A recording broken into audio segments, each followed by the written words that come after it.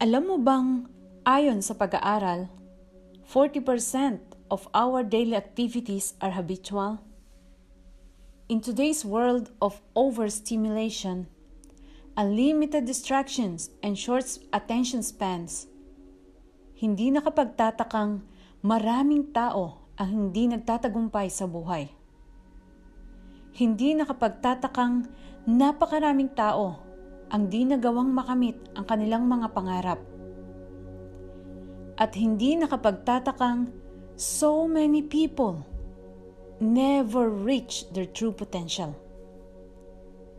If you want to achieve anything great, you must shut out all distractions. Kailangan mong labanan ang ingay sa iyong kapaligiran and stay focused on your dreams. Ang mga successful na tao ay nagtagumpay hindi dahil sila ay espesyal kaysa sayo. Nagtagumpay sila dahil di sila nagpa-distract sa mga ingay at nanatili silang nakafocus sa kanilang mga pangarap. Successful people are focused people.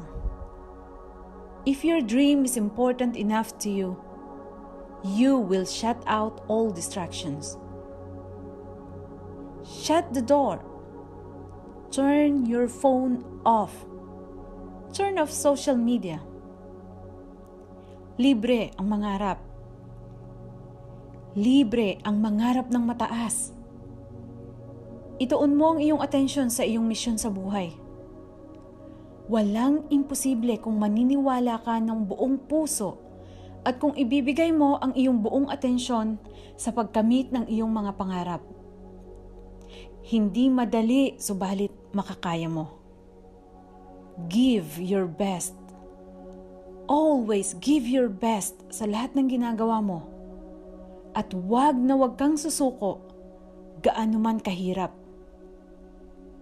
Kung magiging masipag, matyaga at determinado ka, sinisiguro ko sa iyong magtatagumpay ka.